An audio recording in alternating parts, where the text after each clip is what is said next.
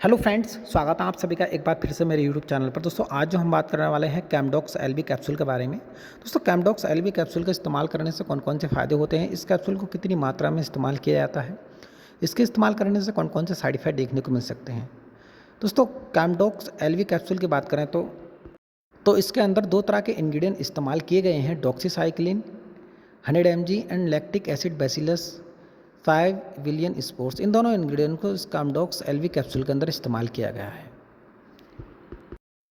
दोस्तों डॉक्सीसाइक्लिन एक antibiotic salt होता है जो कि बैक्टीरिया के अगेंस्ट काम करता है, और लैक्टिक एसिड बैसिलस वह बैक्टीरिया होते हैं जो हमारे खाना पचाने के लिए हेल्पफुल बैक्टीरिया होते हैं। क्योंकि कई बार क्या होता है, यदि हम किसी बीमारी के कारण कोई एंटीबायोटिक मेडिसिन का इस्तेमाल करते हैं तो उस दौरान वो एंटीबायोटिक के इस्तेमाल से हेल्पफुल जो बैक्टीरिया होता है खाना पचाने के लिए वो मर जाते हैं। तो उस दौरान इस लैक्टिक एसिड बैसिलस कैप्सूल का इस्तेमाल किया जाता है।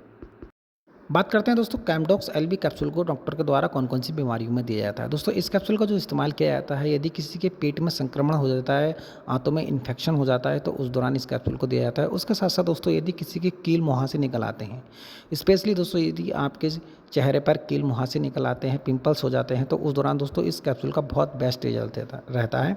उसके साथ साथ दोस्तों इस कैप्सूल का जो इस्तेमाल किया जाता है, यदि किसी को ट्रैवलस डायरिया की समस्या रहती है तो उस दौरान भी इसको दिया जाता है। यूरिन इन्फेक्शन में बहुत ज़्यादा प्रिस्क्राइब किया जाता है, यदि किसी के यूरिन इन्फेक्शन हो जाता है उस दौरान भी डॉक्टर के द्वारा इसको प्रिस्क्राइब किया जाता है। दोस्तों इस कैप्सूल के जो मेन फ़ायदे हैं वो इधर मैंने आपको बता दिए हैं। दोस्तों बात करते हैं इसको कितनी मात्रा में इस्तेमाल किया जाता है। दोस्तों इसकी डोज़ की बात करें तो एक एडल्ट व्यक्ति को सुबह शाम एक एक कैप्सूल इस्तेमाल करने की सलाह दी जाती है। साइड इफ़ेक्ट की बात करें तो इसके इस्तेमाल करने से कुछ कॉमन से साइड इफ़ेक्ट हो सकते हैं, मतली हो सकती हैं, उल्टियाँ हो सकती हैं।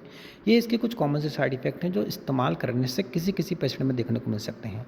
दोस्तों अगर आप इस कैप्सूल का इस्तेमाल करते हैं तो अपने डॉक्टर की देखरेख में ही करें, खुद से इस कैप्सूल का बिल्कुल भी इस्तेमाल ना करें। आई होप दोस्तों मेरे द्वारा दी गई जानकारी आपको पसंद आई होगी, तो मेरे चैनल को सब्सक्राइब, लाइक और बेल आइकन दबाना ना भूलें। धन्यवाद दोस्तों।